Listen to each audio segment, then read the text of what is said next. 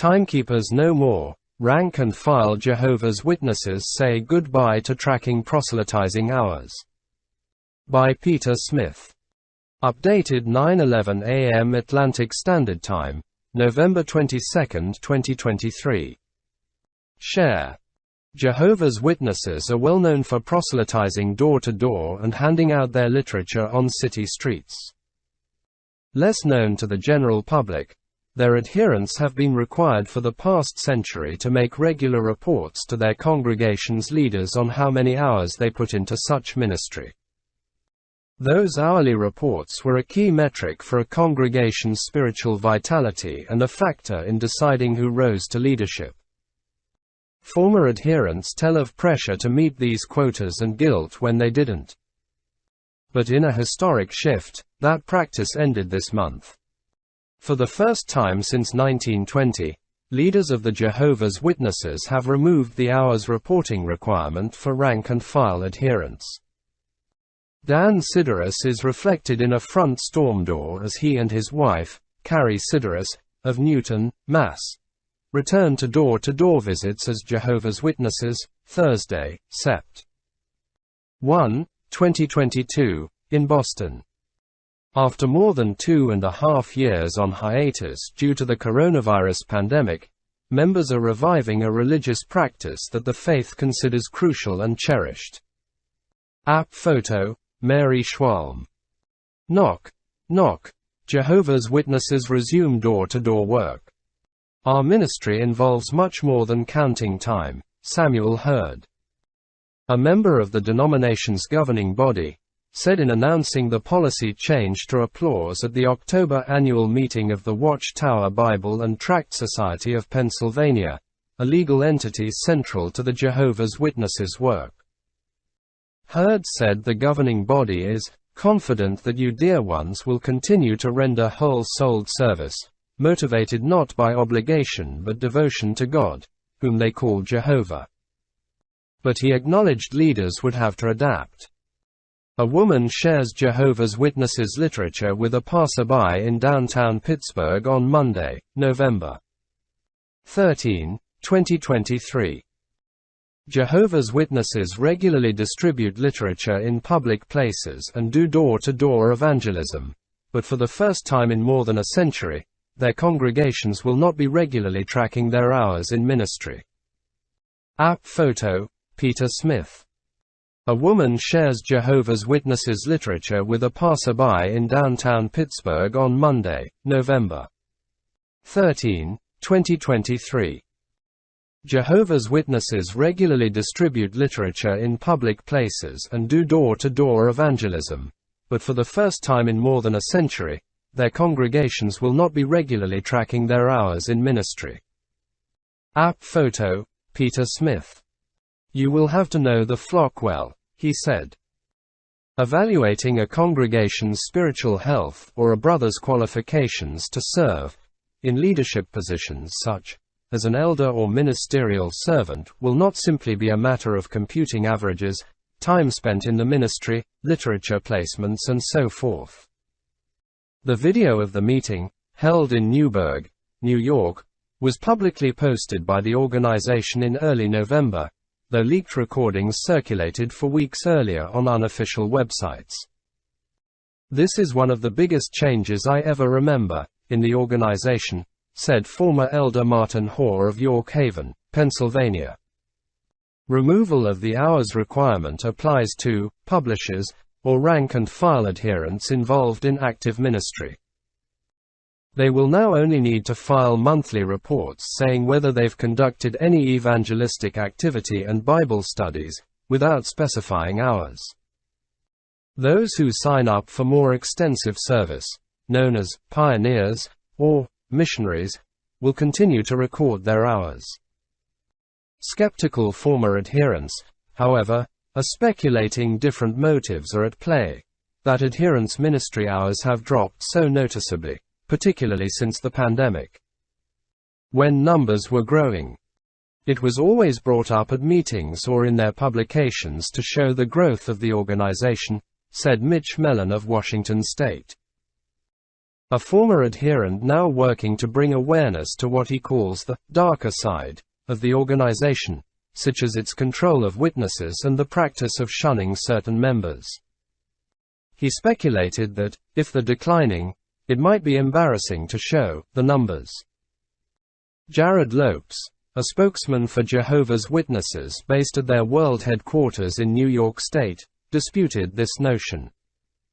He said ministry time had been increasing yearly until the pandemic, peaking above 2 billion hours worldwide.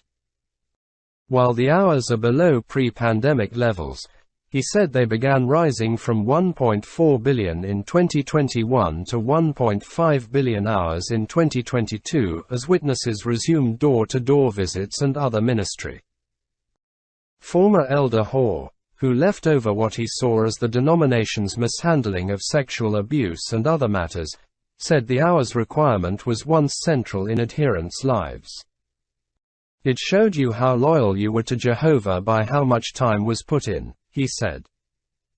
Hoare recalled how a regional supervisor yelled at elders if their congregation's performance lagged. Hoare said marriages broke up over spouses' different levels of commitment, and people who were judged as failing at ministry would spiral into depression. Now they don't have to have that stigmatization that they're not putting in the hours, he said. On a recent weekday afternoon, Jehovah's Witnesses were handing out literature to passers-by at various downtown locations in Pittsburgh, the 19th-century birthplace of the movement. Those interviewed said they planned to do as much ministry as ever and hadn't focused on the hours. "It doesn't affect our day-to-day life," said Chuck Gee, a local elder. "We give the best out of our heart." The governing body also devoted part of the annual meeting to revising its interpretation of biblical prophecies about the end times, a paramount focus of Jehovah's Witnesses.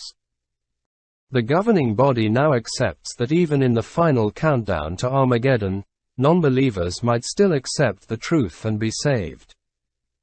That reverses a previous understanding that, once an apocalyptic Great Tribulation gets underway, it would be too late. That announcement, not yet formally made public, has also been circulating online on the same unofficial sites that distributed authentic recordings of the announced policy change on tracking hours. Will all those living during the Great Tribulation have a full opportunity to decide either for the kingdom or against it? Governing body member Jeffrey Jackson said at the annual meeting. "We don't know, and we don't need to know because we're not the judges," Jackson said. "We know that Jehovah and Jesus are merciful, that they will always do the right thing." Earlier leaders of the organization had raised expectations for apocalyptic events in specific years, such as 1975, which failed to materialize. Current teaching still puts a strong emphasis on the end times, but without predicting specific dates. Governing body member Jeffrey Winder said at the annual meeting that God reveals truth gradually and that the body is happy to have its understandings corrected. "Knowing this, we are not embarrassed about adjustments that are made, nor is an apology needed for not getting it exactly right previously," he said. Lopes declined to comment on the unreleased teaching videos before their scheduled release in January, following their translation into more than 200 languages spoken by adherents. While he neither confirmed nor disputed the video's authenticity, he did say unofficial sites impinge on copyright when they distribute Watchtower videos without authorization. The changes come at a turbulent time for Jehovah's Witnesses. Worship gatherings in India and Germany suffered fatal attacks in the past year from former participants. Believers in Russia, where the denomination is banned, face persecution. The Jehovah's Witnesses faces intense scrutiny worldwide over the handling of child sexual abuse. A Pennsylvania grand jury has charged 14 men since 2022 with sexual abuse within the organization. The denomination counts 8.7 million adherents worldwide, with 1.2 million in the United States.